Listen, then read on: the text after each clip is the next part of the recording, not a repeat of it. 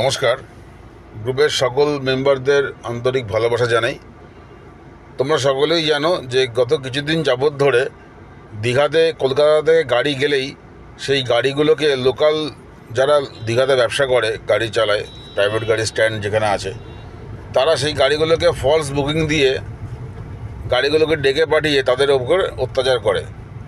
এবং মাঝে মাঝেই আমাদের কাছে এই ব্যাপারে ফোন আসে, কখনো থানায় বলে ছাড়ানো হয়, কখনো রিকোয়েস্ট করে ছাড়ানো হয়। তো এটা চলতেই ছিল, এই জিনিসটা অনেক দিন ধরে চলছিল। আমরা জানতাম না এক্স্যাক্টলি এরা কারা, কোথাকার নেতা, কোথাকার ইউনিয়ন, কী তাদের পরিচয়। তো গত সপ্তাহে একটা মিটিংয়ের জন্য আমাদেরই একজন মেম্বারের কাছে খবর আসে, তাকে ডাকা হয় মিটিংয়ে। তারা মিটিং, সে যেহেতু ওখানে গিয়ে ডিউটি করে, তাকে ডাকা হয়। তো তখন আমরা সিদ্ধান্ত নিই যে তার সাথে আমাদের এখান থেকে সংগঠনের পক্ষ থেকে আমাদের প্রতিনিধি যাবে, তারা যাবেন, আমাদের নেতৃত্ব যাবেন, গিয়ে কথা বলবেন ব্যাপারটা জানার জন্য। তো গিয়ে আমরা সেটা জানা বা তারা কারা, তারা কি ব্যাপার, তারা কেন আটকাচ্ছে, তাদের সমস্যা কি, এগুলো জানতে পারলে আমরা আমাদের মতো তার পরবর্তীকালে সরকারি স্তরে আমরা আলোচনা করা বা সরকারি লেভেলে সেটাকে নিয়ে যাওয়া, পরিবহন মন্ত্রীকে কাছে যাওয়া, প্রশাসনের কাছে যাওয়া, এসবগুলো আমরা করার সিদ্ধান্ত নিতে পারবো। কিন্তু সেখানে যাওয়ার পরে যে কারণেই হোক একটা ভিডিও করা হয়, যে ভিডিওটা করার কোনো আমাদের উদ্দেশ্য ছিল না, বা আমাদের যারা লিডাররা গেছিলো বা আমাদের যারা মেম্বাররা গেছিলো তারা হয়তো তাৎক্ষণিক পরিস্থিতিতে হয়তো কিছুটা না জেনেই ভিডিওটা করে ফেলে, এবং সেই ভিডিওটার দু একটা কথা নিয়ে কিছু ভুল বার্তা বিভিন্ন ক্যাব ড্রাইভারদের ভাইদের কাছে গেছে। ভিডিওটা সঙ্গে সঙ্গে যখন পোস্ট হয়েছে সঙ্গে সঙ্গে আমরা কন্ডেম করে দিয়েছি এবং ভিডিওটাকে আমরা ডিলিট করে দিয়েছি প্রত্যেকটা গ্রুপ থেকে। কিন্তু ভিডিও, গিল্ডের ভিডিও পোস্ট হওয়া মানেই কিন্তু একটা চারদিকে সরিয়ে যায়। যাই হোক, যারা যারা ভিডিওটা দেখেছেন তারা ভিডিওটাকে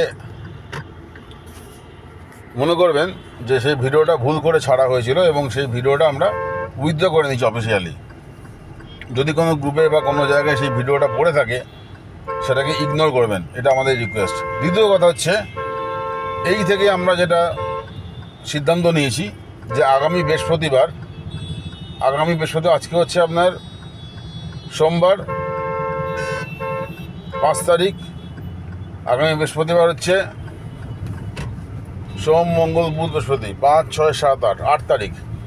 8 তারিখে আমরা বেলা 12টা নাগাদ, 8 তারিখে আমরা বেলা 12টা নাগাদ একটা মিটিং ডাকছি। বিশেষ করে যারা এই লং ডিস্টেন্সে ভাড়া কাটে, আউটস্টেশন ভাড়া কাটে, দীঘাতে কেউ করে, কেউ খড়গপুরে করে, কেউ আসানসোল দুর্গাপুর করে, কেউ জামশেদপুর করে, ঠিক আছে।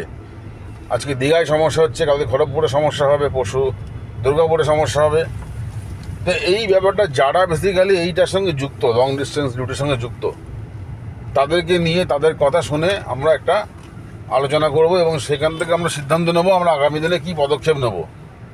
কারণ কেউ বলে দেবে যে এখানে দীঘাতে এসে অ্যাপ অন করা যাবে না, রানিং বুকিং নেওয়া যাবে না, অনলাইন বুকিং নেওয়া যাবে না, এটা তো কোনো মগের মুল্লুক নয় যে আমি বলে দেবো আর সেখানে ডিউটি করতে পারবে না।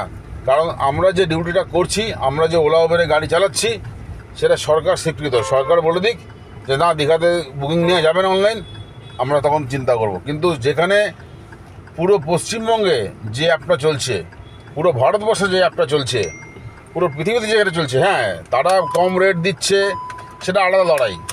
তারা কম রেট দিচ্ছে, তারা আমাদের আইডি ব্লক করছে, তাদের সঙ্গে আমাদের সেটা আলাদা লড়াই, সেটা সংগঠন ইউনিয়নগত লড়াই, সেটা আমাদের। তাদের সঙ্গে যে লড়াই লড়ছি সে লড়াই আমরা লড়বো।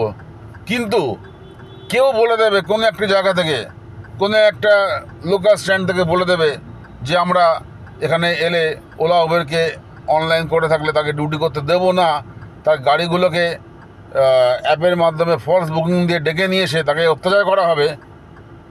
এটা তো হতে পারে না। এটা আমরা কি একই দেশে দুই রকম নিয়ম? তাহলে দীঘার গাড়িও কলকাতায় আসে, তাহলে সেই গাড়িগুলো যদি আমরা আটকানো শুরু করি, তাহলে কী হবে দীঘার লোকেদের, দীঘার ড্রাইভারদের কী হবে, দীঘার মেম্বারদের কী হবে, দীঘাতে যারা স্ট্যান্ড করে প্রাইভেট গাড়ি নিয়ে ব্যবসা করছে তাদের কী হবে? আমরা সেটা চাই না, আমরা কখনো চাই না।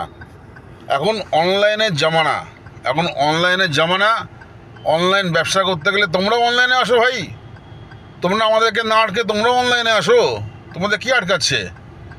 তোমরা ওখান থেকে কলকাতা ভাড়া নিয়ে আসো, কলকাতা থেকে দীঘায় ভাড়া নিয়ে যাও, আমরাও এখান থেকে দীঘা ভাড়া নিয়ে যাবো, দীঘা থেকে কলকাতা ভাড়া নিয়ে আসবো। এটা অনলাইনের জামানা, কাস্টমার ডাইরেক্ট বুকিং করবে, আমরা সেটা রেট দেখবো পছন্দ, আমরা জানি রেট কম, কিন্তু নিজেদের মধ্যে তোমরাও গাড়ি ব্যবসা করছো, আমরাও গাড়ি ব্যবসা করছি, এইভাবে আটকালে তো হবে না।